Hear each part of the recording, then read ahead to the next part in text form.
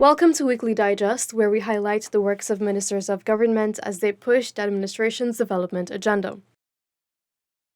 A second and much larger Hope and Justice Center opened on Monday at Virgin Nugent in Region 3. The building received funding from the Inter-American Development Bank, IDB. The center was commissioned by Prime Minister Brigadier Retired Mark Phillips. Also present were Minister of Legal Affairs and Attorney General, Senior Counsel Anil Nandlal, and Minister of Human Services and Social Security, Vindir Prasad. These centers will be sanctuaries of hope and citadels of justice for those who feel trapped in darkness.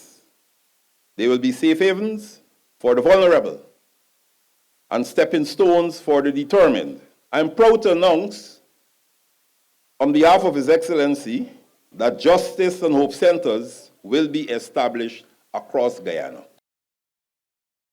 Several magistrates are participating in a two-day restorative justice training. The aim is to give them the tools to help reform the country's judicial system. Magistrates represent the first stage of interaction with our court system.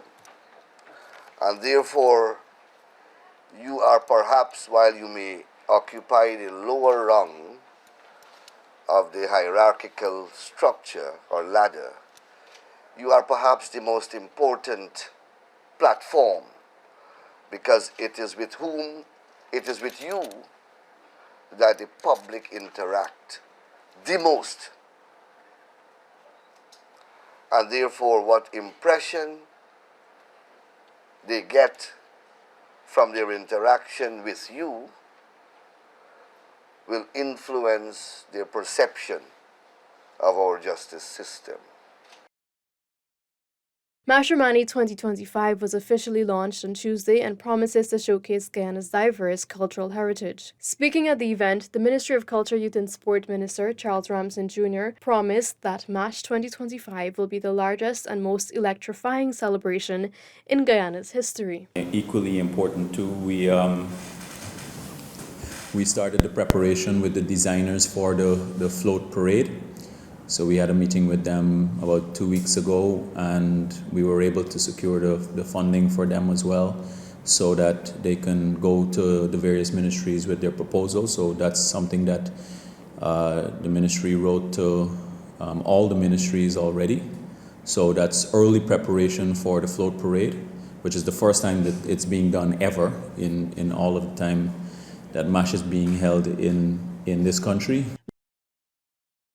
Students from Ubakari in Region 9 will no longer have to worry about traveling long distances to receive their secondary education. Construction has commenced for a new $22.5 million secondary school. The facility will have the capacity to house 60 students from Ubakari, as well as Fly Hill, Kaikambe, and Kwatato. We came with the two shows to have a look at not only this, but outside of how we can also extend to make sure this is happening. We'll also cater here for the children from Fly Hill and Kwatata.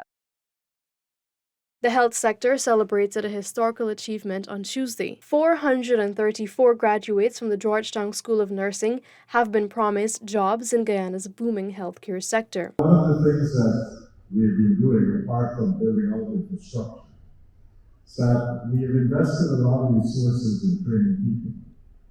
And we recognize that we have to get a trained workforce if we are going to deliver quality healthcare. This has brought us to the end of this edition of Weekly Digest. For these and other government-related stories, do log on to our website at dpi.gov.ui and our social media platforms as well. Goodbye.